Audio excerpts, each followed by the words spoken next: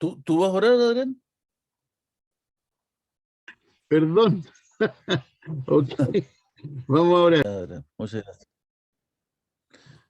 Bien, comenzamos, Dios mediante. Am, Tal vez alguno de ustedes se puede estar preguntando, bueno, ¿qué relación tiene esto con el diluvio del Génesis? Estamos hablando de la creación de Dios. Bueno, tiene mucha relación, muchísima relación. Y en parte eso lo vamos a ver hoy, pero también en la próxima semana, Dios mediante, porque en realidad hay tanto material investigado sobre el diluvio del Génesis que es imposible darlo en una hora. Así que vamos a tener hoy una primera parte y la próxima semana, Dios mediante, una segunda parte. La visión que mucha gente tiene del diluvio del Génesis, que se trató de una lluvia torrencial, los que realmente piensan que existió, hay muchos que piensan que no existió, que es un mito, mucha gente del ámbito secular piensa que es un mito, pero lamentablemente muchos dentro del ambiente cristiano de alguna forma también lo matizan con la visión secular. Dicen que en realidad fue una cosa menor, digamos, una lluvia torrencial solamente en Mesopotamia, un diluvio local reducido. Pero no es eso lo que dice la palabra de Dios. La palabra del Señor nos habla de una destrucción de la tierra original. La tierra original fue, como dice el Génesis en una de sus partes, ¿no es cierto?, júntese lo seco. Pero aquí ocurrió todo lo contrario. Se separaron todos los continentes mientras existía esa lluvia torrencial. Abajo del agua se estaban abriendo las grandes fuentes del abismo, los centenares de miles de volcanes que están presentes bajo el mar estaban abriendo las distintas placas tectónicas que conforman el planeta, lo cual generó una destrucción de todo lo que significa la superficie y la corteza. Ahí vemos los tsunamis colosales como nunca ha habido en la Tierra, cubriéndolo todo, y arriba las grandes nubes generando esa lluvia como nunca. Pero dentro de la Tierra, esto que fueron rotas las grandes fuentes del abismo, el magma empezó a presionar hacia arriba tan fuertemente que generó la separación. Ahí estamos viendo cómo dos placas, ¿no es cierto?, están separándose y empiezan a moverse unas contra otras, lo que nosotros tenemos aquí entre la placa de Nazca, ¿no es cierto?, y la placa continental, y ese movimiento genera que en algún momento se concentra tanta tensión que una de ellas se levanta, y al levantarse genera un golpe a la columna de agua de tal manera que puede producir olas enormes, ¿no es cierto?, conocidas como tsunami, que recorren miles de kilómetros eh, y con ello, por supuesto, anegando a gran parte de los continentes. Ahí estamos viendo la separación, en este caso, de los continentes. Ya no era necesario que se mantuviera la especie humana unida en el centro de la Tierra, con un clima extraordinario, con un clima donde prácticamente no había invierno. Eso hay antecedentes, no tenemos tiempo para tanto detalle, pero algo vamos a ver. De manera que fue la destrucción de la tierra original, la creación original de Dios fue destruida. En Génesis 6:13 dice, destruiré al hombre junto con la tierra. No fue una lluvia torrencial, fue una destrucción. Por lo tanto, esa tierra cómoda, esa tierra benigna, que le daba tanto bien al ser humano, ya no fue más. Hoy día todavía seguimos viendo parte de lo que significa la creación maravillosa de Dios de la tierra como planeta único para vivir, pero esto es una pequeñísima parte de lo mucho más maravilloso que era al comienzo. Entonces, un mito, una metáfora, un hecho histórico. Vamos a la primera parte. Indudablemente que las filosofías actuales presentan un grave problema para la gran mayoría de la gente que, ¿no es cierto?, se aferra al cientificismo, materialismo y naturalismo. Una persona naturalista nunca va a poder interpretar de manera correcta a un mundo, a un planeta que tiene una historia sobrenatural. Eso hay que tenerlo muy claro. Hoy día existe la filosofía del uniformismo, del gradualismo. Todo ha sido gradual. La vida surgió gradual, paso a paso, millones de años. El planeta también, millones de años, lentamente. No ha habido nunca catástrofes, ¿no? Eso es nuevo, porque hasta el siglo XVIII la gran mayoría de los geólogos en el mundo entendía que la Tierra tenía evidencias de una catástrofe mayúscula. Los grandes cañones, estas aberturas enormes, como acequias, pero enormes, de kilómetros, como el Gran Cañón del Colorado y muchos otros en el mundo, hablan de una cantidad de agua enorme pasando por entre medio y rompiendo la corteza. Y esta filosofía del uniformismo estaba en la Biblia ya. Dice, saber ante todo que en los últimos días vendrán burladores andando según sus propias pasiones, diciendo, ¿dónde está la promesa de su advenimiento? Porque desde el día en que los padres durmieron, todas las cosas permanecen así. No ha habido grandes cambios, como desde el principio de la creación. Y luego dice, estos ignoran voluntariamente que en el tiempo antiguo fueron hechos por la palabra de Dios los cielos y también la tierra, que proviene del agua y por el agua subsiste, lo vamos a ver aquí. Eso es fantástico. Nuestro planeta depende del agua en todo sentido, por lo cual el mundo de entonces pereció anegado en agua. Ahí está.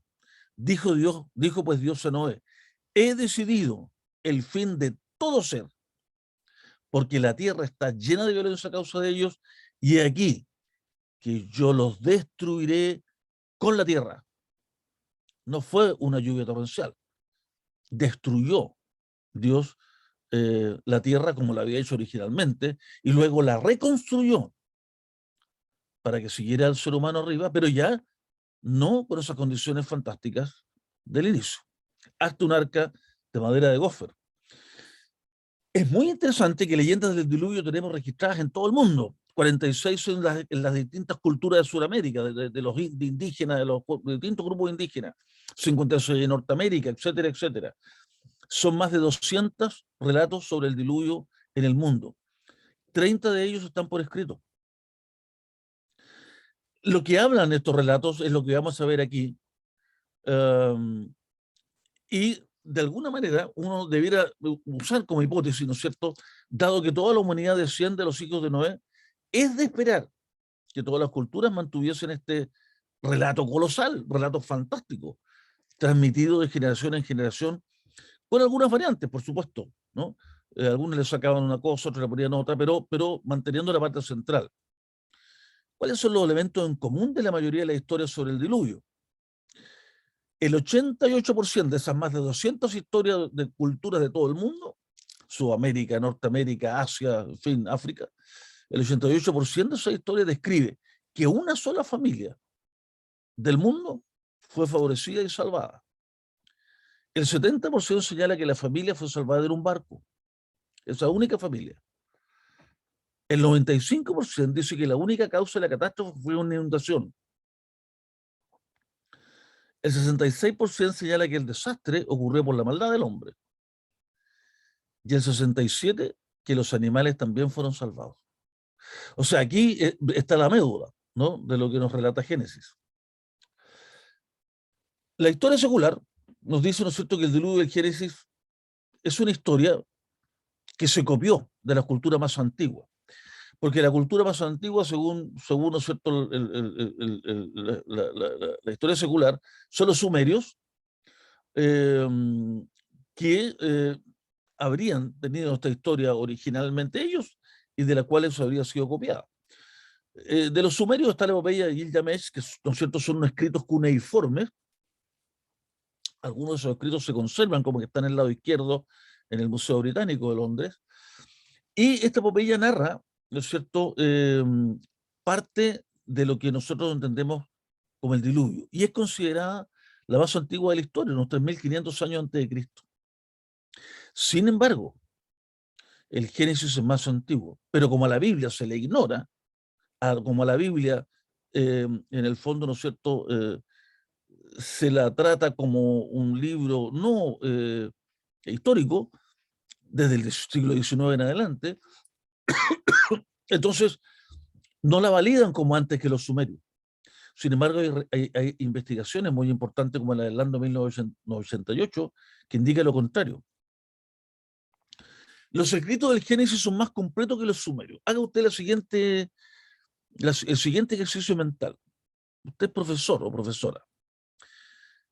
Está tomando una prueba y resulta que ve a dos estudiantes en franca copia, ¿no?, en actitud de copia. Les quita a los dos el examen, les dice, señores, un 1. Pero después viene la apelación de los estudiantes, pero es que si yo, en fin, yo no estaba copiando. Bueno, usted revisa los antecedentes, mira las pruebas y resulta que hay una prueba que está bastante completa. Y la otra, la verdad que le faltan cosas. Había algunos elementos están, otros no están. Es claro saber cuál copió, ¿no es cierto? El que copió es el que está incompleto. Y el que está completo, por supuesto, es el original. Es lo mismo que pasa con el Génesis. Los quitos del Génesis son completos. La información de edad, toda la cronología de los patriarcas está pero exacta en el Génesis, no así en la epopeya y el Gilgamesh. Faltan. Sus relaciones cronológicas están mucho más detalladas en el Génesis. Por otro lado, los relatos sumerios carecen de la profundidad espiritual y moral que tiene el Génesis bíblico. Hay un propósito en el Génesis bíblico. Hay una direccionalidad al punto de vista moral y espiritual. No la hay en la epopeya y el Gilgamesh. Sin embargo, la epopeya introduce varios dioses, introduce el paganismo, que no aportan en eso, y ahí sí que tenemos mitos, pero ya desde los sumerios en adelante, no en el Génesis. Ahora, podríamos terminar aquí esto, porque si Jesús corroboró el diluvio como historia real y somos cristianos y no le creemos a Jesús, ahí estaríamos muy mal. Pero Jesús lo corroboró en Lucas, dice Lucas 17, tal como ocurrió en los días de Noé, así será también en los días del Hijo del Hombre. Comían, bebían, se casaban, se daban el casamiento, hasta el día en que Noé entró en el arca y vino el diluvio y los destruyó a todos. Ahora, si la historia del Génesis respecto al diluvio global y al rescate de Noé, ¿no es cierto?, y de los animales es cierta, bueno, se pueden plantear algunas hipótesis de investigación. El arca debió tener un diseño ingenieril naval extraordinario para sobrevivir, ¿no es cierto?, a esas olas enormes que estaba produciendo producto de todo este movimiento magmático desde el centro de la Tierra hacia arriba, expulsado por centenares de miles de volcanes, moviendo la masa de agua oceánica como un todo en el planeta. Y las olas enormes. Por lo tanto, el arca debió tener un diseño fuera de serie. Por otro lado, me van a escuchar hablar de roca sedimentaria, roca sedimentaria, roca sedimentaria. Eso les voy a mostrar después algún fósil que tengo acá. Supongamos que nosotros tomamos un poco de tierra, ¿no es cierto?, y la agitamos, en fin, con agua. Bueno, una vez que ya pasa el agitamiento, hay un concho, ¿no es cierto? Y si ese concho tiene cal y tiene sustancia cementante que hay en muchas partes de la corteza terrestre, ese concho se endurece y puede quedar como roca. Esa es la roca sedimentaria. Si la tierra completa estaba siendo agitada desde el punto de vista del movimiento del agua, que barrió todos los continentes y eliminó ¿no es cierto?, todos los animales que no estaban en el arca, esos animales quedaron enterrados en lodo. Y ese lodo formó parte de la roca sedimentaria. Todos los fósiles, todos en el planeta, están en roca sedimentaria. No hay ninguna en roca ígnea original de la Tierra. No hay ninguno. Todos en roca sedimentaria. Por lo tanto, tiene que haber fósiles sedimentarios en todo el planeta si es que el diluvio existió a nivel global. Debe haber extensas zonas geográficas en distintas partes del mundo con capas de roca sedimentaria. Otra vez, cuando el agua decanta y vuelve otra vez a los océanos y a las profundidades de donde salió, ese material decantado, ese barro con cal y otras sustancias cementantes endureció. Ustedes pueden pasear por la costa muchas veces y cuando hay baja marea podrán ver rocas de distintos colores, podrán ver líneas, unas metidas en otras. ¿Qué es eso? Bueno, sedimento de este movimiento que hubo, ¿no es cierto?, a nivel planetario. Por otro lado, cuando el agua se desplazaba, recuerda usted cuando se produjo ¿no es cierto?, un aluvión en el norte, tercera región, me parece que fue hace algunos años, y que barrió con parte de una ciudad. Eso es un poquito de agua. Y sin embargo generó, ¿no es cierto?, un desastre mayúsculo. Un poquito de agua. Imagínense millones de metros cúbicos moviéndose. Generan heridas en la tierra, generan canales, pero canales que tienen kilómetros, muchas veces de ancho y centenares de metros de alto. se llaman cañones. Por lo tanto, esas heridas en toda la Tierra deben estar. Y luego después una edad del hielo, porque como la acción volcánica, ¿no es cierto? Aquí nosotros hemos tenido, en nuestra era ya humana, digamos reciente, cuando ha habido acción volcánica de uno o dos volcanes grandes que han eliminado ceniza a la atmósfera, se ha generado una capa prácticamente casi a nivel de planeta y que ha bajado la temperatura. Imagínense miles de volcanes eliminando sustancias, digamos, de ceniza a la atmósfera. Mientras más partículas hay en la atmósfera, más se permite la formación de gotas grandes y por tanto mayor cantidad de lluvia por un lado y por otro lado una especie de pantalla que ya no permite, producto que hay tanta ceniza en la atmósfera, no permite que la radiación solar llegue a la superficie terrestre. La gran mayoría se refleja. Eso generó la edad del hielo, la única edad del hielo que ha habido. Pero si hay un Dios todopoderoso a través de este proceso cataclísmico, también debe haber acción sobrenatural. Por supuesto, si una reformación de su creación, además de procesos naturales. El diseño del arca, esto está dentro de los acciones sobrenaturales que debiéramos esperar. El diseño del arca fue revelado a Noé de manera divina. La agrupación, ingreso y cuidado de los animales, luego veremos que son no más allá de unos 7.000, y no solo domésticos, porque también he leído algunos libros, supuestamente, ¿no es cierto?, cristianos, eh, que dejan de lado una cantidad de elementos bíblicos reales, pero que no los consideran, y por otro lado, otros los deforman. Por ejemplo, que habrían subido al arca solo animales domésticos. O sea, Noé habría hecho algo así como cuchito, cuchito, cuchito, subir a los gatitos o llamar a los perritos. No, no, no, eso no dice la Biblia. La Biblia habla de todos los animales, porque Dios tomó el control de la voluntad de esos animales y de su agresividad y de todo aquello. Dios tenía el control sobre eso. Ahí hay acción sobrenatural, que hoy día se intenta negar.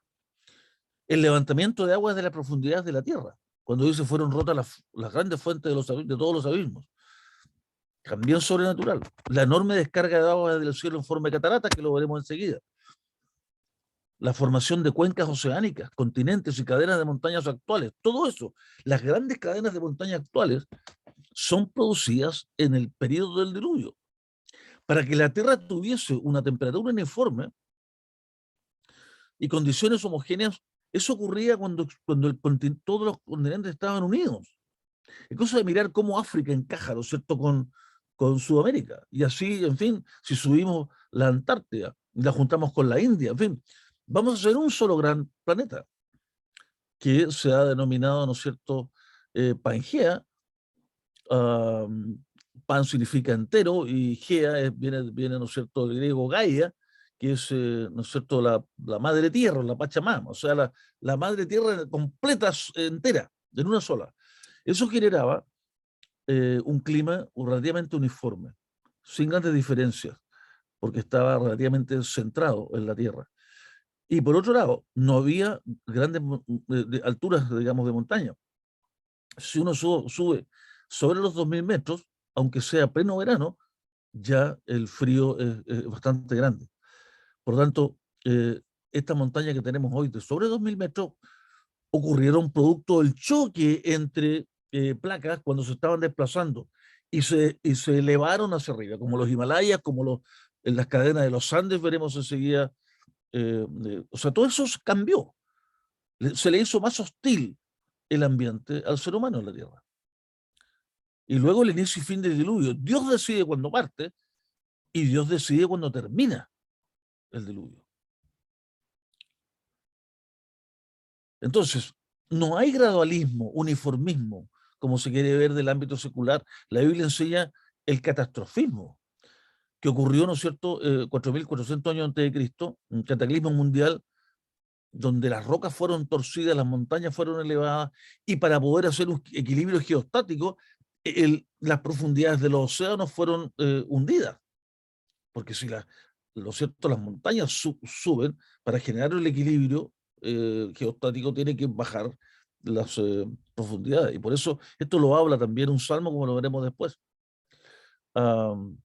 se desencadenó un volcanismo global y la atmósfera fue modificada y se formaron glaciares posteriormente. El diluvio presenta al menos 4 grandes problemas para el ámbito secular y su explicación. El diseño del arca, eh, los animales, el gran número de animales, cómo meter tanta cantidad de animales de los que conocemos hoy día en el arca. ¿El diluvio fue planetario o solamente local? ¿Y de dónde sale tanta agua? ¿Cómo cubrimos el Everest, que tiene cerca de 9.000 metros, 8.800 y tantos metros? Bueno, ya algo les comentaba, ¿no es cierto?, que esa altura del Everest la consiguió en el proceso de cambio y geomorfológico de la Tierra. Antes de eso, difícilmente tenía más de 2.000 metros los cerros y montañas en la Tierra. Y cambios radicales en la Tierra, su geomorfología. Vamos por partes. Diseño del arca. Fue revelado por Dios, de manera exacta, de manera precisa, matemática. La longitud, 300 codos, 150 metros. Un codo aproximadamente está entre 45 y 51 centímetros. El ancho, 50 codos. La altura, 30, 15 metros. Y ahí está el ancho, 25 metros. Entonces, estos son datos. ¿Qué sentido tiene cuando se dice que el Génesis no lo considere usted literal? Considérelo metafórico, poético. ¿Qué sentido tiene la poesía, digamos, de los números? De dar números exactos para hacer una nave extraordinariamente exacta para navegar, como veremos enseguida. Ningún sentido desde el punto de vista poético. El arca efectivamente debió tener un diseño de ingeniería naval fuera de serie para sobrevivir ese tsunami, ¿no es cierto?, enorme, producto de todo este agitamiento del planeta de manera global, desde el centro de la Tierra hacia la superficie. Y precisamente en 1993 se llevó a cabo una prueba muy importante. Un equipo de científicos del Korea Research Institute de barcos, de ingeniería de barcos, sometió a varias pruebas de ingeniería naval el Arca de Noé. ¿Qué usó este equipo de ingenieros para la modelación matemática? Los datos bíblicos. Ahí está el nombre del estudio del Korea Research Institute. Entonces, los datos y medidas bíblicas investigó 3 principales parámetros de seguridad. Seguridad estructural, estabilidad para evitar volcar y calidad marinera de navegación. 3 parámetros fundamentales en todo barco. Todos ellos fueron considerados en una modelación matemática conjunta para evaluar la seguridad del sistema completo.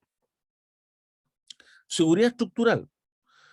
Génesis dice, hazte un arca de madera de gofer. Aquí se ha dicho mucho respecto al gofer. No hay una traducción clara. Hay distintas teorías al respecto. Si se refería a una madera probablemente tal, o en fin, o tenía otro sentido la palabra. Y explica cómo la tenía que hacer. Pero además dice que la debe calafatear. Calafatear es como revestir con brea, con alquitrán, para impermeabilizarla. Es como ponerle, ¿no es cierto?, aceite de linaza, pero mucho más espeso, la brea o la alquitrán. La calafateará es por dentro y por fuera. Cuando se hicieron la modelación matemática para medir la resistencia del arca, las maderas fueron puestas a prueba. Y entonces, aquí tenemos un gráfico que nos muestra en el eje Y la ruptura, ¿no es cierto?, cuando se está experimentando fuerza, a qué fuerza se termina rompiendo, esto en megapascales, y en el eje X, la densidad en kilogramos por metro cúbico. Por lo tanto, mientras, aquí están los datos, todos estos puntitos que están azules corresponden a una regresión, ¿no es cierto?, estadística, que está tomando en cuenta estas dos variables, y entonces, mientras el dato esté más cerca de los ceros, obviamente la madera va a ser menos densa. Si es menos densa, va a tener mayor tendencia a la ruptura.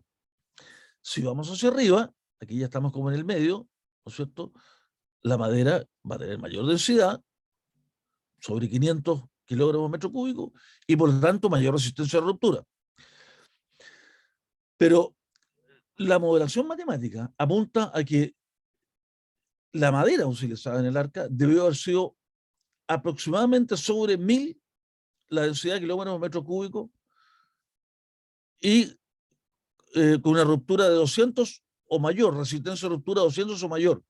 Por lo tanto, la madera que se debió haber usado y que los bosques eran bastante digamos, grandes en esa área, de representantes de un árbol parecido al ébano, de las ebanáceas, una madera altamente resistente, dura, ideal para la construcción de barcos.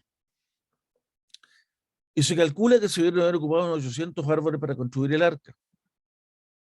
Bueno, aquí están parte de los datos, no nos vamos a meter con la matemática, ¿no es cierto?, compleja de la ingeniería de barcos que puso a prueba las medidas del arca de Noé, pero solo un dato, hay un par de fuerzas muy importantes en el ámbito, ¿no es cierto?, de navegación, que son opuestas y paralelas. Una fuerza es el peso del arca y la otra la buoyantez, ¿no? Esa fuerza, ¿no es cierto?, producto de la flotación. Los ingenieros navales le llaman al trabajo de estas dos fuerzas el brazo de aderezamiento. ¿Qué significa eso? Que cuando, por ejemplo, una ola grande ha golpeado el barco y lo levanta, bueno, la capacidad que tiene el barco de volver otra vez a su posición normal luego de haber sido perturbado, ¿no? Y ahí juegan estas dos fuerzas opuestas y paralelas, peso del barco y buoyantez. Y el arca de Noé demostró ser extremadamente estable a los mares violentos. Así dice el paper. Extremadamente estable a los mares violentos. Según las reglas del American Bureau of Shipping, el casco, ¿no es cierto?, del arca cumplía con todas las normas de ingeniería naval. Su estabilidad probó ser 13 veces mayor que lo que se requiere hoy para un buque estándar. Entonces, poesía, números tirados así por tirarlos al azar, no, no. Generalmente se ha determinado que el arca tenía unas mediciones matemáticas perfectas para resistir el embate de las olas. Sería casi imposible volcarla. Solo podría ocurrir, ¿no es cierto?, con una escora cercana a los 90 grados. Imagina que es un barco casi parado el barco, y todavía no era capaz de volcarse. Esa era la estabilidad del arca. El largo, conocido como eslora, era 6 veces su ancho y 10 veces su altura.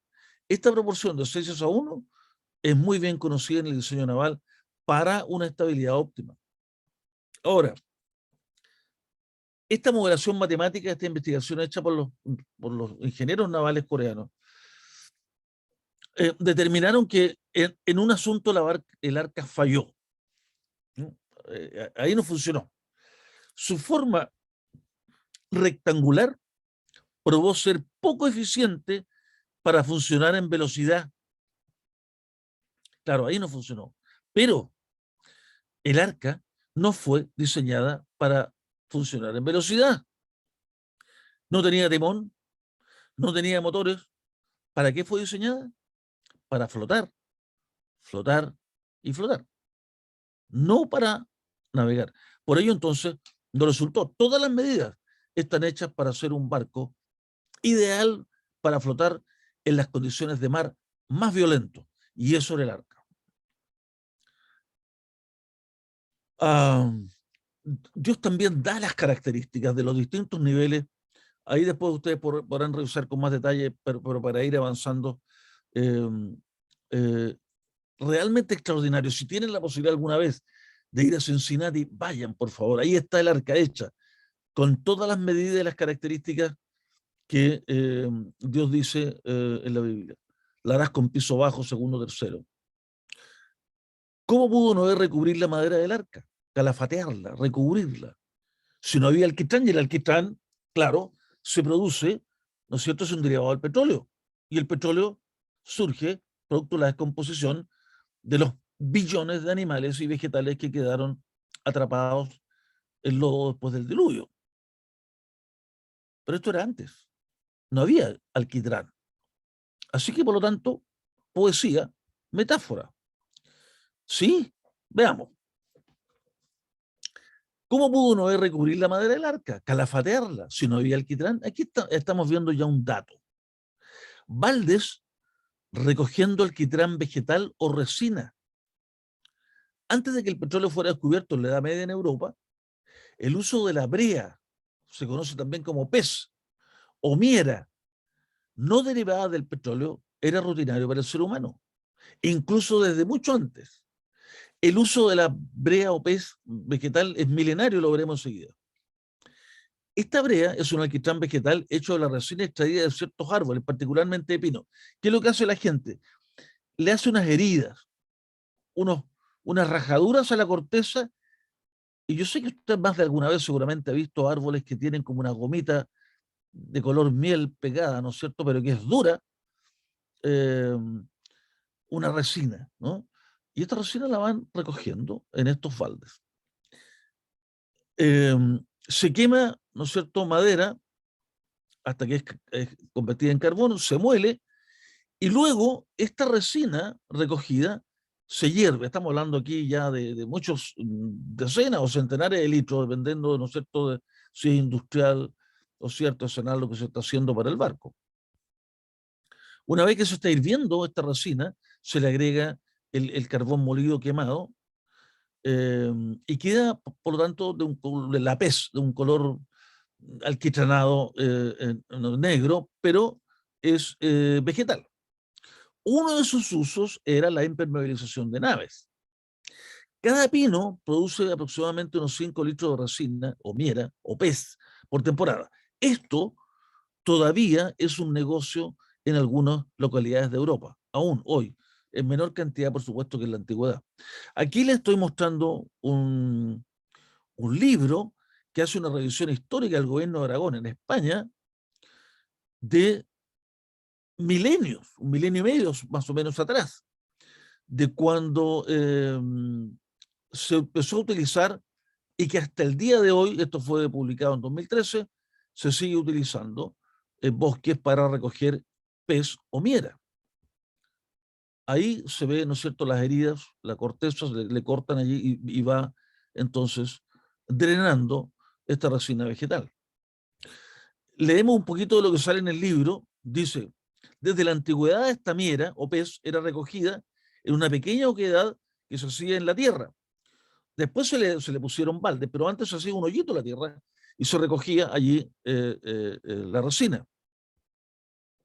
Esta pasta solidificada era recogida por los pegueros que tras su combustión la quemaban, ¿no es cierto?, se transformaba en un producto negruzco y pegajoso que se le denominaba la pez o alquitrán vegetal o brea, usado para la impermeabilización de embarcaciones. Hasta los vikingos, muy probablemente, señalan estos artículos, la usaban.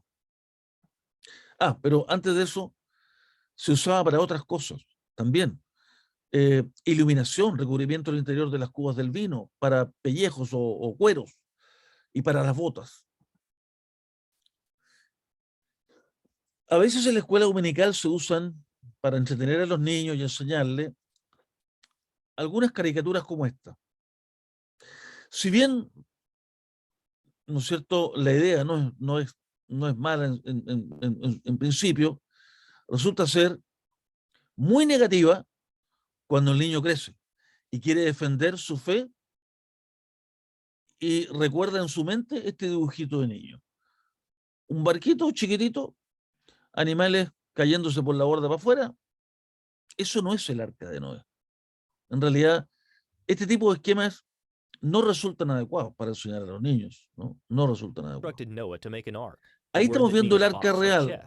Fíjense las personas que están caminando alrededor.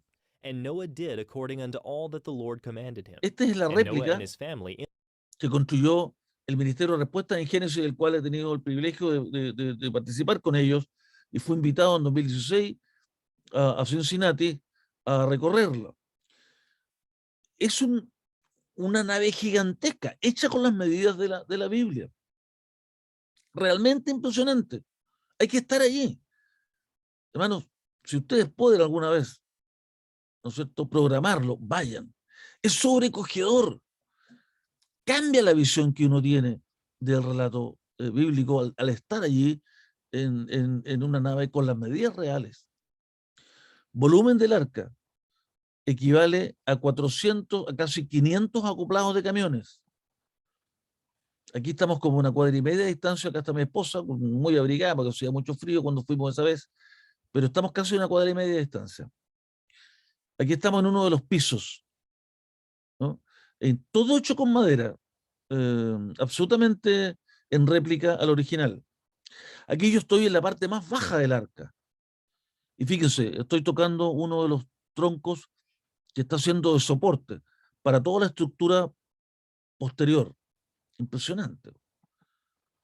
Aquí estamos en las puertas del arca, que yo estuve algunos segundos contemplándola porque recordaba el relato bíblico de que no fue Noé quien cerró el arca, sino dice que Dios cerró la puerta. Eso es muy potente, ¿no? Y estar ahí, recordarlo, es algo que sobrecoge. Ahí está mi esposa en la proa, aquí se ve, aquí está su cabeza, ¿no? Fíjense el tamaño de la proa. Esta forma, indudablemente, ayudaba muchísimo, ¿no? De cara a enfrentar las grandes olas, para flotar, flotar y flotar. Recuerden que ni siquiera con una escoria de 90 grados era capaz, de acuerdo al estudio del, ¿no es cierto?, de la ingeniería naval, de volcarla. ¿Cómo pudo no entrar tantos animales en el arca? Bueno, ahí la Biblia nos señala, ¿no es cierto?, que le dice a Noé que 2 de cada especie meterás en el arca que tengan vida contigo. Macho y hembra serán, de las aves según su especie, de las bestias según su especie, de todo reptil según su especie.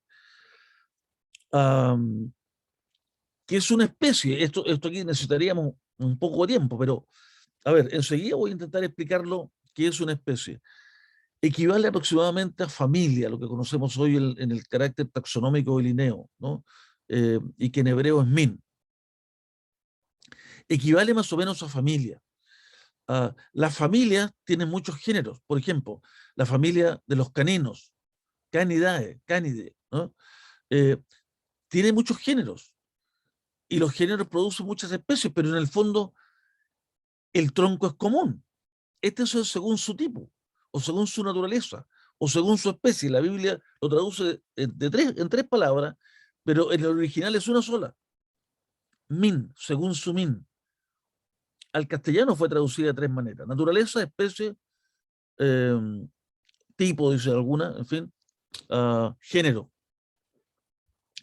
Pero lo que quiere decir es familia, porque las familias pueden producir variedades muy distintas entre sí, pero siguen siendo del mismo grupo. De hecho, entre estas especies se pueden reproducir, entre estos géneros se pueden reproducir. Por ejemplo, los lobos.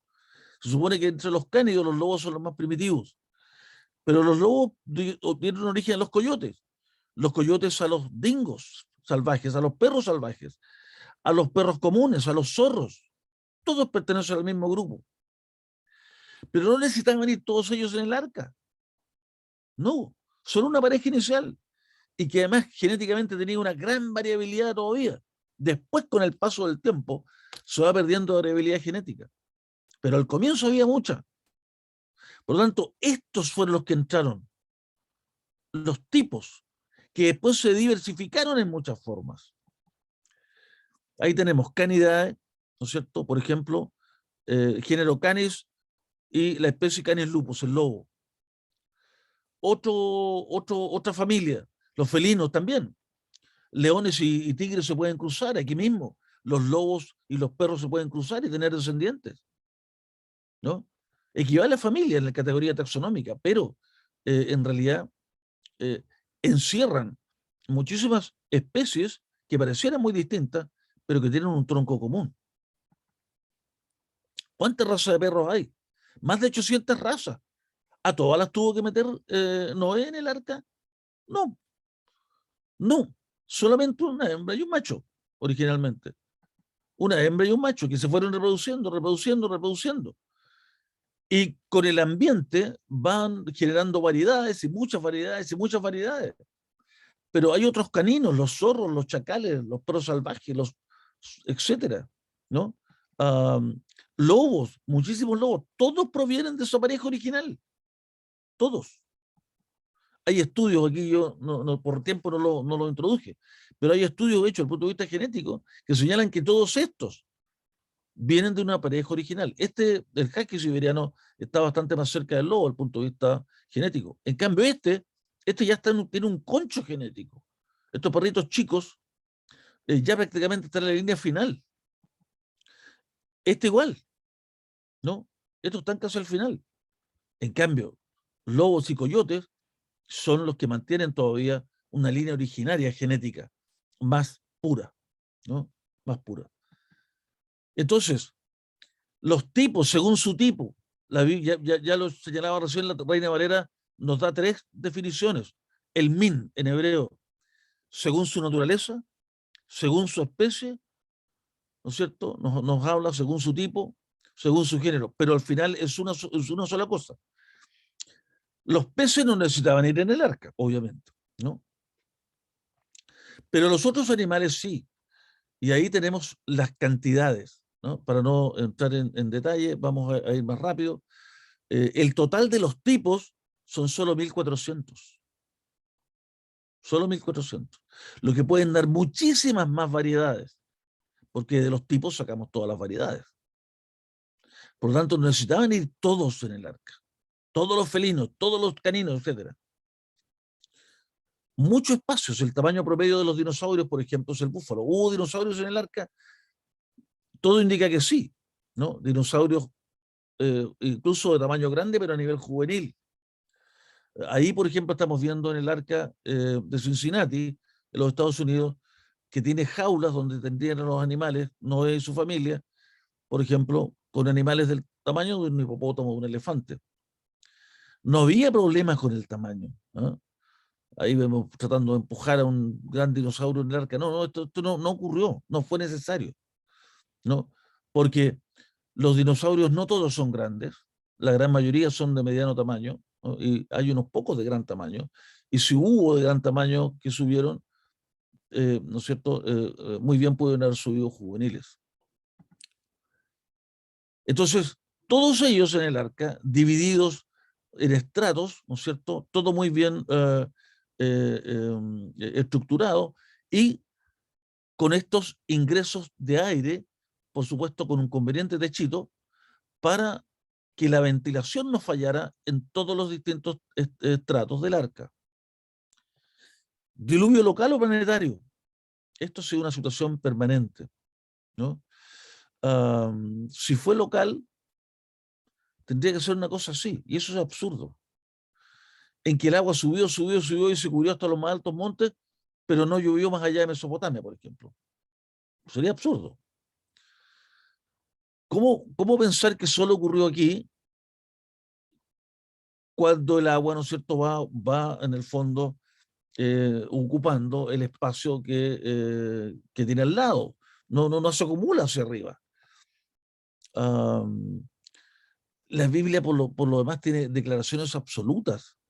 Esto que dice todas, constantemente, habla de eso.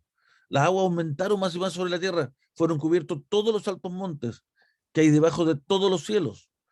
Pereció toda carne, y así sucesivamente. Todo lo que murió en la tierra, todo lo que había sobre tierra firme murió. Exterminó pues el Señor todo ser viviente que había sobre la faz de la tierra. Solo quedó Noé y los que estaban con él en el arca. Génesis 7:19. Tenemos serios problemas con la hipótesis del diluvio local. ¿Por qué Noé pasó cerca de 100 años construyendo una enorme arca? Solo habría bastado que se fuera, ¿no es cierto?, a un área, a un valle, lejos de Mesopotamia, porque allí iba a ser el diluvio, y esperara, ¿no es cierto? No tenía necesidad de gastarse 100 años haciendo esa enorme arca. Por otro lado, ¿por qué Dios se ocupó de enviar varios miles de animales al arca para preservarlos de la muerte? Si el diluvio hubiera sido local, habrían seguido viviendo animales en otras áreas de la tierra. ¿Para qué preservarlos? Otro tema interesante, ¿por qué fue necesario embarcar aves en el arca?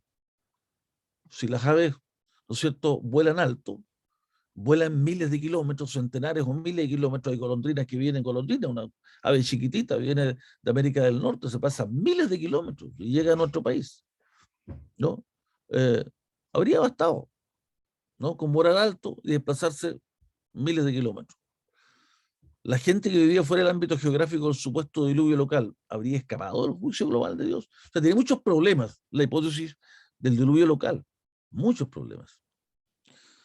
Origen del agua del diluvio. Bueno, hay una teoría del dosel, ¿no es cierto? Hay un libro muy importante, el diluvio del Génesis, eh, de Morris, un libro que aportó mucho en su momento, que realmente fue muy bueno, pero que dado el tiempo en que se escribió, no existía el conocimiento de hoy día. Y ahí y en otros libros también, la hipótesis del dosel, que era una cantidad de agua que estaba acumulada en la atmósfera y que fue la que se vino abajo en el diluvio, pero es que eso no tiene respaldo desde el punto de vista físico. El agua contenida en las nubes de la atmósfera solo puede dar cuenta de 5 centímetros de altura en toda la Tierra, no sirve. Por otra parte, el aire, dado que el agua pesa, solo puede contener 55 gramos de vapor de agua. Cuando pasa los 55, el agua precipita, se cae, ¿no? Y eso está determinado matemáticamente. Las fuentes o grietas del gran abismo, como dice la Biblia, que en el fondo, ¿no es cierto?, la apertura, las placas tectónicas, que separaron los continentes y que movieron magma desde abajo, con agua desde abajo, habría sido la principal fuente del agua del diluvio, con gran actividad volcánica y telúrica. ¿Tiene respaldo científico esto último? Bueno, la escritura nos dice, en 2 series que están relacionadas, fueron rotas todas las fuentes del grande abismo, eso fue primero, y segundo, como producto de lo primero, y las cataratas de los cielos fueron abiertas. El orden de esta frase es vital y la vamos a explicar enseguida. Ahí tenemos un esquema de cómo pudo haber ocurrido, ¿no es cierto?, los volcanes submarinos, producto de que se estaban abriendo las placas y el magma estaba subiendo muy fuertemente, sacando el agua que está debajo, generaron, ¿no es cierto?, una acción volcánica a nivel planetario. Miles, decenas de miles, tal vez centenares de miles de volcanes erupcionando. Fueron rotas, porque la escritura dice todas, ahí hay otro absoluto, fueron rotas todas las fuentes del gran abismo, es decir, se abrieron las placas, dando paso, ¿no es cierto?, al magma hacia arriba. Y en la segunda fase, las cataratas de los cielos fueron abiertas. ¿Cómo podemos entender el tema de las cataratas? Que a mí, digamos, comentaba la semana pasada, me generó mucho problema, mucho tiempo. ¿Cómo pueden explicar las cataratas de los cielos? Esa lluvia torrencial enorme, ¿cómo explicarlo? Bueno, ¿qué ejemplo tenemos? Uno de los grandes ejemplos de cataratas que inundan todo y generan, ¿no es cierto?, un daño pero tremendo, es el fenómeno del Niño. Aquí estamos viendo justamente nubes formadas por el fenómeno del Niño. Aquí se están viendo ya lluvias en forma de cataratas que vienen hacia abajo, ¿no? Viene avanzando desde el mar hacia el continente. ¿Cómo ocurre esto? Bueno, cuando el mar eleva su temperatura, y en este caso por acción tectónica volcánica, se calcula que el mar en promedio alcanzó los 20 grados o más, obviamente toda esa temperatura genera una gran evaporación. Cuando el agua, ¿no es cierto?, se eleva de temperatura, se evapora. Una vez que se evapora y sube, se condensa. Y al condensar se genera nubosidad muy compacta y grande. Mientras más se evapora, más se condensa. Cuando hay alta condensación, se produce la precipitación. Aquí tenemos el ciclo del agua aumentado muchísimas veces, producto de la acción tectónica volcánica en todo el planeta. Cientos de miles de volcanes submarinos en los océanos. Esto es impresionante ver efectivamente imágenes o fotografías como esta y algunas filmaciones también como esta, como las veremos rápidamente. Esto realmente es impresionante. Nosotros hemos escuchado muchas veces el cinturón de fuego del Pacífico. ¿Qué es eso? Simplemente, ¿no es cierto?, que estamos rodeados por una cantidad enorme de miles de volcanes submarinos que están presentes con una actividad tectónica volcánica enorme, que son los que nos generan muchas erupciones y también muchos terremotos. Y por lo tanto, cuando dice la escritura, fueron rotas las fuentes del gran abismo, es porque se separaron los continentes y sus raíces, ¿no es cierto?, de los continentes separados que llegan hasta el fondo de la corteza, generaron la apertura de las bases de la Tierra y con eso la expulsión del magma, eh, generando, ¿no es cierto?, una expulsión masiva a nivel terráqueo y llevando el agua que está en el centro de la Tierra hacia la superficie con una violencia que jamás la Tierra lo había experimentado.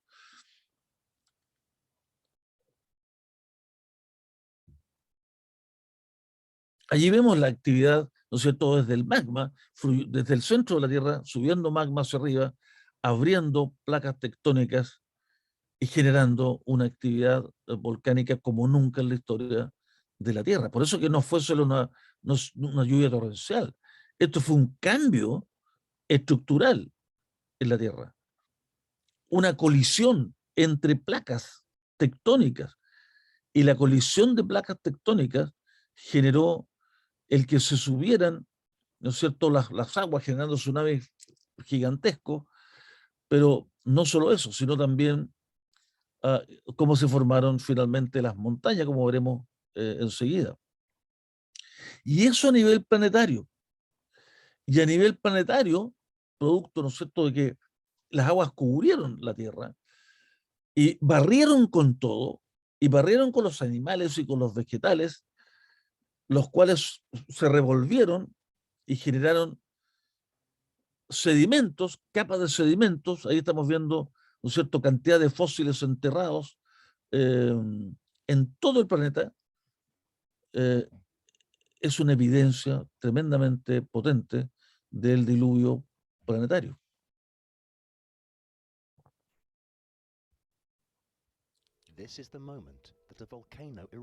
Aquí vamos a ver, ya con esto vamos a ir ya cerrando, la acción de volcanes submarinos.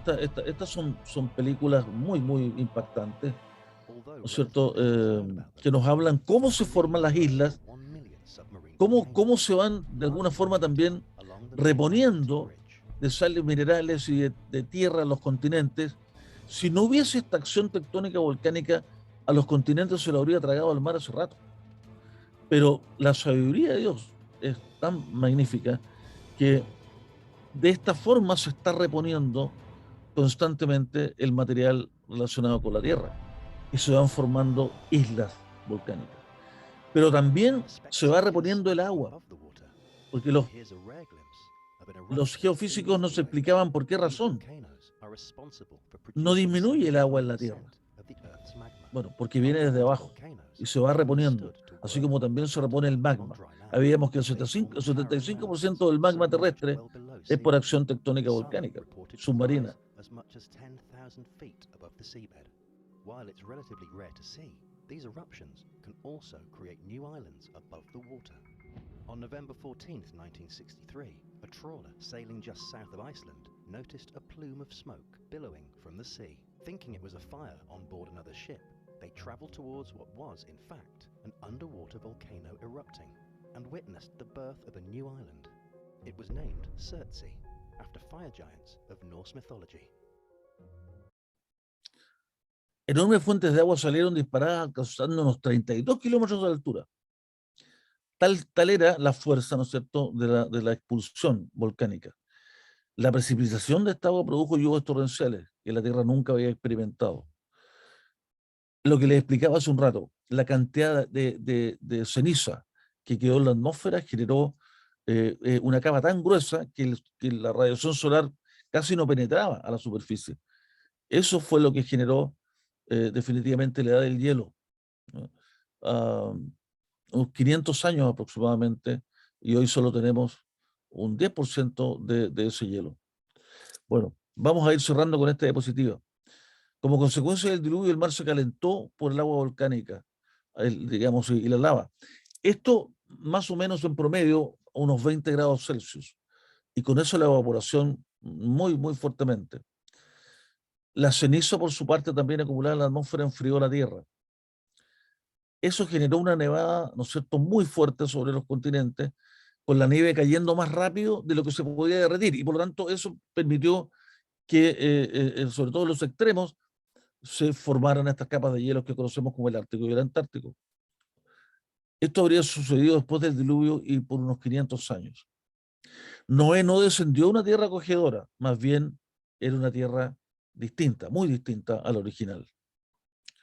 Bueno, ya estamos en la hora, así que vamos a dejar hasta aquí. Nos faltaron algunas 3 o 4 solo para haber cerrado esta primera etapa, pero las podemos ver en la próxima y voy a dejar de compartir. Es muchísimo material y claro, se hace corto el tiempo.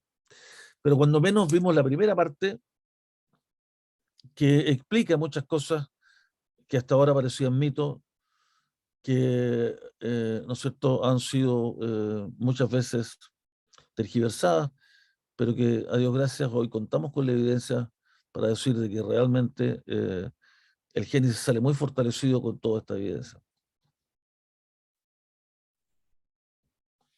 Puedo decir.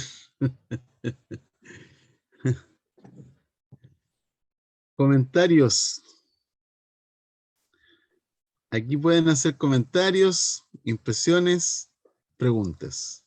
Todavía nos falta saber el agua que está abajo, eso lo vamos a ver Dios mediante, eso es fantástico. Y una cantidad de artículos científicos que de 2014, o sea, no, esto es muy reciente.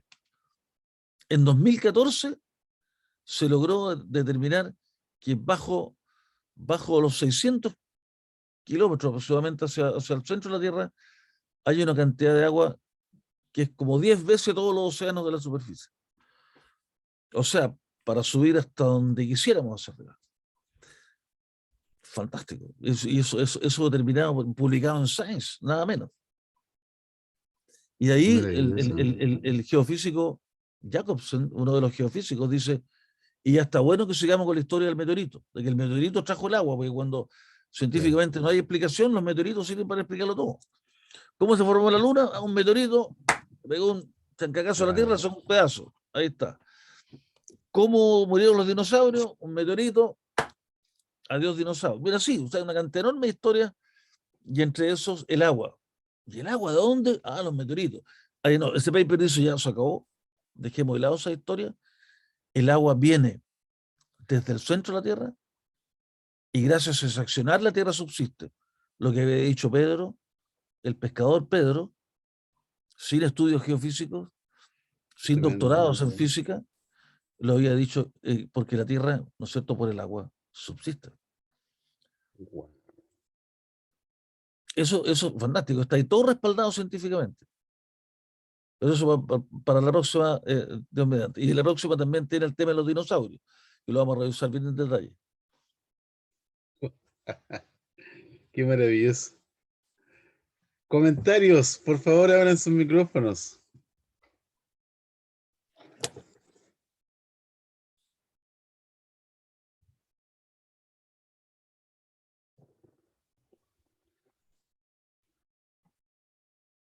¿Quién va a abrir su micrófono o le pido a alguien que abra su micrófono para comentar? Quedaron inundados Ya, Carlos, en información. Que no quiero hayan por escuchar tus por dónde impresiones, partir. tu comentario. Aló, no sé si se escucha, estaba escribiendo, pero porque no sé si funciona. ¿Se escucha? Sí, Sí, se escucha. Sí, genial. No, lo que comentaba es que es primera vez que veo un enfoque así tan, no sé cómo decirlo, realista del arca, porque cuando unos niños lo dan como un cuento, eso es verdad lo que decía en la foto, entonces como... Eso nos ha hecho mucho daño. Eso ha ayudado Sí, a fomentar el tema del mito, de que es poesía, de que no es verdad. exacto. Él ha hecho Sobre todo un gran daño. No, y con todo el Génesis en general. Bueno, por lo menos fue mi experiencia. Y con todo el Génesis, sobre todo los 11 primeros capítulos. Sí, así que no, estoy maravillado, sobre todo al verla ahí como real. Hermanos, si pueden ir a Cincinnati, una vez al año que se llama, me parece que la Semana Latina, algo así. Y que hay instructores que en español van explicando, pero hecha con las medidas de la Biblia. Estar ahí, hermano. Bueno, yo mostré algunas fotitos, si no más. Tengo muchas, saqué cientos de fotos y filmé. Wow, Pero estar ahí, oh, esto es el arca, eso fue, qué maravilloso, ¿eh? Sí, eso. realmente, realmente. Wow, wow. ¿Y qué sentido tiene ser poesía si las medidas matemáticamente eran perfectas? No ha existido ningún barco. Es decir, los barcos más perfectos que ha hecho el ser humano están 13 veces más abajo de lo que era el arca en resistencia a flotar. No había ningún otro mejor diseñado para flotar. Sí. En la actualidad hay teologías modernas que intentan refutar el Antiguo Testamento y principalmente el libro del Génesis, lo plantean como una poesía, como algo que en realidad es simbólico, que nada de eso es real. Incluso cuestionan a Adán, cuestionan a varios personajes, incluido el tema del diluvio. Lo que dice Ricardo es muy cierto porque lamentablemente los teólogos que son científicos de la Biblia ven la Biblia desde lo natural, desde el intelecto, pero no conocen al Dios sobrenatural. Así es, así es, así es. Tratan de todo racionalizarlo, Sí. todo racionalizarlo. Lo cual es muy triste porque eso llega a la iglesia. Así es, Mm. así es. Y este mundo natural fue hecho de manera sobrenatural. Sobrenatural, O sea, correcto. esa es Sí, la premisa inicial. sí. Si esa es la Qué premisa tremendo, inicial. qué tremendo, Ricardo. Yo igual, al igual que Carlos, quedo impresionado con todos los detalles. Y lo otro que me Sí. impresionó, verte en Cincinnati ahí tomando, tomando registro, digamos, del diseño del paralelo. Buenísimo, No, buenísimo. es que sobrecoge, hermano, sobrecoge. Estar ahí, Wow, yo estuve digamos, en la guatita del barco cuando estoy al lado de ese tronco enorme que está sosteniendo, oh, uno se siente, pero una pulga ahí. qué tremendo, qué Sí. tremendo, Eh, y qué dice, tremendo. Y la explicación esa que dabas tú, Ricardo, yo tenía una pregunta para hacerte, porque hasta cuando vemos a Noé que construye 100 años, y lo que decías tú tiene mucho sentido, porque si fuera el diluvio local, eh, era muy fácil, Noé podría haberse trasladado geográficamente y se acabó el tema, no hay riesgo, claro, ¿y para qué salvar ¿verdad? animales? ¿Para qué va a estar 100 años haciendo algo que en realidad puede resolver en un par de meses caminando? ¿Mm? Pensaba un poco en eso, que Las tiene mucho aves, sentido lo que las estás aves, diciendo. salvar a las aves. Claro, exacto, exacto. ¿Para qué? No, es maravilloso eso. Yo tenía una pregunta. En ese momento en que existió Noé, ¿hubo experiencias de lluvia sobre la tierra? ¿Cómo se mantenía la tierra en su humedad, en su vegetación? Eso tengo una pregunta ahí, Sí, porque sí, sí, eso es interesante. Es muy ya, interesante. La Biblia no lo señala, no lo señala, pero seguramente tú has leído, digamos, al respecto. Yo también, con hermanos de Respuesta en Génesis que tienen algunos escritos sobre eso, ya, eh, algunos geofísicos, en fin, este, señalan que muy probablemente existía un sistema, así como aquí en la costa hay lo que se llama el fenómeno de vaguada costera, ya. acá en la costa, y que a veces se extiende incluso bastante más adentro, y hasta Santiago, Mm, llega la vaguada costera. Y en algunas ocasiones se produce una especie de garúa, pero bastante intensa, con gotitas gruesas que deja todo mojado. Aquí a nosotros nos ayuda mucho eso, por ejemplo, en verano, que moja los bosques, en fin, que eso evita los incendios.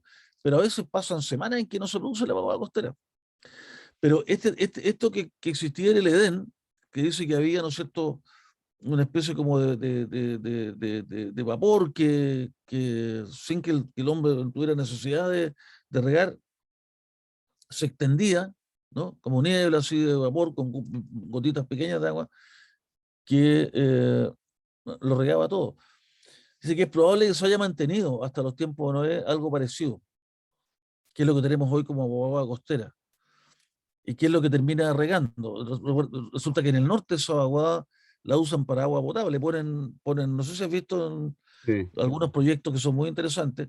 Es Ponen como, unas rejas, sería como un invernadero, entonces, una claro, cosa ponen así. unas rejas unas mallas de acero altas, Ya. y las microgotitas se van pegando entre las rejas y caen, y al final ponen una canaleta que recoge las microgotitas, y ya son macros, y ya después son litros, y después son centenares de litros que están yendo hacia los tambores.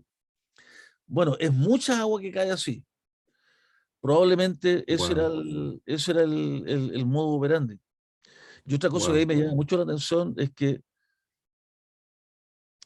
Dios tenía a la tierra junta para tener a la especie humana unida. Ah, pero después de eso la desarmó completa, o sea, puso a Noé como en una burbuja, ¿no es cierto?, que fue el arca, y la desarmó entera, se la hizo más difícil al ser humano, se lo puso más complejo al ser humano. Y de ahí Y eso vienen los está, inviernos duros, el frío, el calor extremo. Antes no, sí. Se han encontrado plantas que son de los trópicos, los subtrópicos, en la Antártida y en el Ártico. Era todo un clima uniforme para ir con una polerita manga corta por todos lados todo el año. Y todos juntos. Pero después de eso, no se acabó. Vamos a separar. Probablemente con el afán de separar, ¿no es cierto?, la línea piadosa de la línea impía. Un poco lo que ocurre en la Torre de Babel, en que el primer castigo fue, ¿no es cierto?, cambiar los idiomas, pero el segundo fue fuera. Exacto, sí. ¿No es cierto? Sí, Fuera. de hecho, eso lo relata Pablo en el libro de Hechos, en el capítulo 22, habla acerca de eso, 20 o 22 me parece. Habla acerca de que Dios separó, nos dio una asignación de tiempo a cada uno y nos puso en diferentes lugares. Y los que han estudiado precisamente dicen lo mismo que tú estás diciendo, que es como para lograr preservar al menos, ¿no es cierto?, una parte. Sí, Que no, correcto. porque, fíjate, es muy importante, y Dios separa, divide. Sí. Pero ¿qué estamos haciendo hoy como generación del siglo XXI, ya, XXI? Sí. ¿Qué estamos haciendo desde ya del 20 para adelante? Todo lo contrario. Esto de la globalización, esto de que el mundo es una aldea global con las comunicaciones, correcto. Sí. Vamos en el camino, son útiles, si no cabe duda que son útiles. Sí. Pero en el fondo, la cultura hoy día, ¿no es cierto? O la anticultura, o la teoría que se habla de la deconstrucción, de construcción de valores, de construcción religiosa, es global. Ocurre en China, como en Rusia, como en Europa, como en... Es todo lo contrario de lo que Dios quiso hacer para preservar algún remanente que le pudiera servir. No, es tremendo. ¿Por qué se para? Abre. Alfred Benninger, que estableció la teoría de la herida continental en millones de años, no fue en millones de años. De acuerdo a los geofísicos y algunos de categoría mundial en respuestas en génesis, como el doctor Andrews Dill, con el que yo he tenido privilegio de compartir seminarios, digamos, conferencias junto con él en Latinoamérica. Él dice que ocurrió dentro del año mientras ocurría el diluvio, que ocurrió más o menos dentro de un año, considerando el tiempo de espera de Noé hasta que las aguas bajaron. En ese periodo ocurrió toda la herida continental. Y hoy se siguen separando, pero muy poco, año a año. ¿Ah? Pero no en millones de años. Eso ocurrió, o sea, fue cuando Dios remodeló la tierra. La hizo distinta, cambió su creación original, que según él fue buena en gran manera. No, ya se acabó. No para el ser humano, no se lo merece el ser humano. Qué tremendo. Entonces, interesante. Y bueno, los aportes que vamos a ver Dios mediante la próxima, que impresionante. El tema del agua, que a mí me tuvo por mucho tiempo de cabeza. Se acabó el problema. Abajo, fíjate que se genera agua y va alimentándose arriba a través de la actividad tectónica volcánica, que lo describen los geofísicos. Porque les preguntan, ¿y cómo sube el agua desde abajo? por actividad tectónica volcánica, y a uno se le viene a la mente, y fueron rotas las fuentes de los grandes abismos. Wow. Lo mismo que había dicho la Biblia, en una frase pequeña. Qué maravilla. Tratados de geofísica. Qué maravilla. Estaba Impresionante. pensando, Ricardo, Jesús dice, el que en mí cree de su interior correrán ríos de agua viva, desde su interior. En su interior. Sí. Y estaba escuchando ayer a una persona que me hablaba acerca de que el único órgano, quizás tú aquí me puedes corregir, no sé si esto está comprobado, pero me decían que el único órgano que expulsa hacia afuera es como el corazón, ¿ya? Es como va hacia afuera, ¿ya? Como que alimenta todo el sistema del cuerpo. No sé si ahí tú me puedes ayudar a corroborar eso. ¿Es cierto eso, Bueno, no? es decir, claro, es decir, es como una bomba, ¿no? Es una bomba Ya, impelente. ya, En el ok, fondo es una bomba impelente, y al ser una bomba impelente está justamente haciendo siempre eso, ¿no? perfecto. Y ese Ya, movimiento hacia afuera es lo que hace circular desde la arteria aorta, ¿no es cierto?, hasta, hasta los últimos capilares sanguíneos. Pero mira qué efectivamente tiene interesante. ese movimiento, sí. Ya, lo que decían es que, por ejemplo, Dios nos creó para amar, y amar tiene que ver con salir, con que eso salga. La mayoría de las personas se sienten vacías porque quieren ser amados, pero en el Ya, amar tú estás lleno, claro. porque es mejor dar que recibir. Eso Así me, es. me Así compartió. es. Sí, Entonces, no, hermoso, hermoso. lo que hablábamos ayer es que lo natural, la creación natural de Dios, también habla acerca de la creación espiritual, porque están conectadas, son Muy compatibles. conectado, muy conectado, muy Mm, conectado. Y la Tierra qué tremendo. es como un organismo vivo. Si los griegos no están tan equivocados, porque le decían Gaia, Wow, G-A-I-A, wow, ¿no? ya, Como un organismo wow. vivo, porque efectivamente la Tierra, hermano, es como un gran útero. Es decir, ¿cómo se defiende un bebé en el vientre de su madre? Porque está en el útero cubierto de agua. El agua lo Claro, salva de una cantidad enorme de cosas. qué maravilloso. ¿Ah? Está ahí y crece ahí. Nunca ha estado mejor el bebé que en el vientre de su madre, ¿no? En esa bolsa de agua. Bueno, y lo mantiene la vida. La madre puede ir al Ártico, pero él está ahí con 37 grados. Puede ir al Sáhara con 50 grados, pero él está con 37. Puede caerse la mamá, pero él está como está con agua, rodeado con agua. En fin, muchas cosas del agua lo protege, pero sobre todo el equilibrio térmico. La Tierra, que está en un 75% cubierta de agua, es como un gran útero para mantener la vida. Ningún otro planeta, ningún otro planeta tiene esa característica, solo la Tierra. Por eso cuando dije eso, nos parece buena atrás, encontraron un poco de agua en Marte, o no sé dónde, no sirve para nada un poco de agua, Claro, 4 gotas, un laguito. No, qué maravilloso. la vida, la vida funciona así como funciona aquí este gran útero. Gaia, la Wow, Tierra, fue hecha para la vida. Y esa tierra subsiste gracias al agua que viene desde del centro hacia arriba. El mismo modelo. Viene desde el interior, brota agua constantemente. Por eso no se gasta. Los geofísicos, que yo lo voy a mostrar en los papers en la próxima sesión, no se la pierda, decían, no podíamos explicarnos cómo se repone el agua, cómo no se gasta, porque se va ocupando en muchas cosas y no se gasta. Viene de abajo, viene de abajo. Oh, qué maravilla, qué un modelo sabio, inteligente, de este maravilloso creador como es nuestro Señor Salvador Jesucristo. Maravilloso. maravilla. Ok.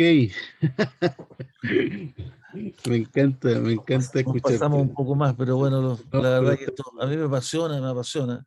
sí, sí. Venía un poco cansado, le pedí a mi esposa que me hiciera un cafecito bien cargado. Ya se me Qué pasó el bueno, cansancio de un viaje apenas empecé. qué bueno, qué bueno.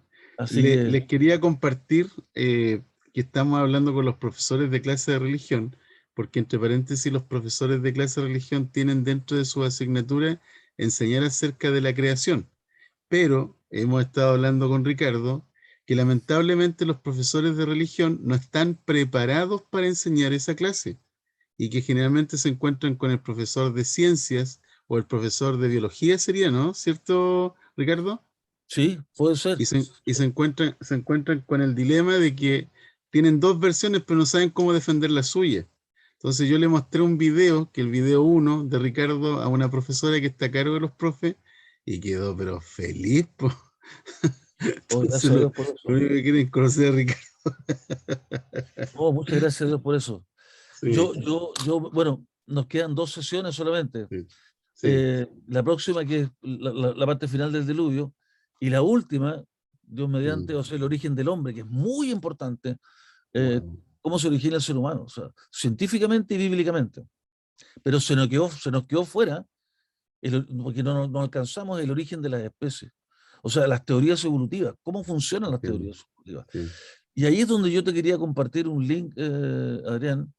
Yo el año pasado tuve el privilegio que me invitaron a un Congreso Internacional de Diseño Inteligente en Brasil. Estuvo ahí Wow. el doctor Stephen Meyer, también fue uno de los expositores. Y yo expuse un tema de una conferencia sobre digamos, las formas biológicas, ¿ah? El problema no explicado de las formas biológicas, en el fondo el origen de las especies, Ok, pero de las formas o de los tipos, que son lo que habla la Biblia, los tipos, los caninos, perfecto. los felinos, los equinos, porque de ahí para abajo podemos explicar, porque ellos se diversifican. Los Claro, caninos en lobos, en perros, no hay ningún problema. qué tremendo. Ahí la explicación fluye. El tema es cómo surgen los caninos, cómo surgen los felinos, cómo surgen los equinos. No hay teoría evolutiva que lo explique. Y yo reviso todas las teorías evolutivas, doy todas las bases, producto más de 30 años de experiencia mediante en este tema, con miles de papers en mi computador, tengo 35.000 artículos científicos clasificados de este tema, 35.000, no es menor. Por lo tanto, es un tema que más o menos manejo. Y ahí yo presenté ese tema que era a una comunidad académica de nivel, digamos. Sí, Y bueno, sí, gracias a Dios fue muy, muy bien recibido. Claro que ahí no había que presentarlo, porque ahí la teoría del diseño inteligente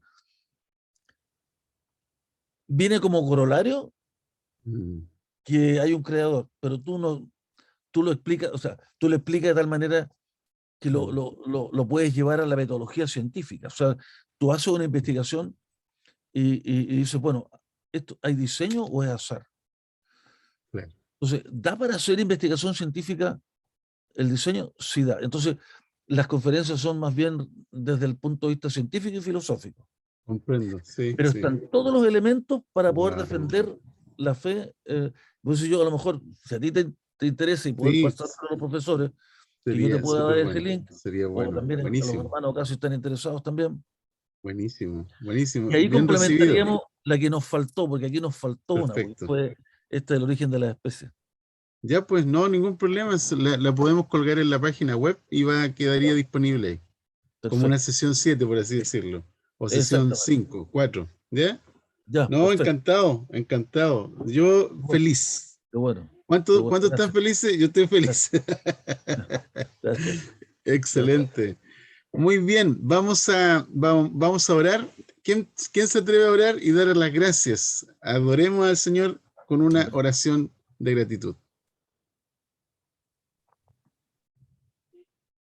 ¿Quién abre su micrófono? Yo quiero. Ya, dale nomás, Salamín.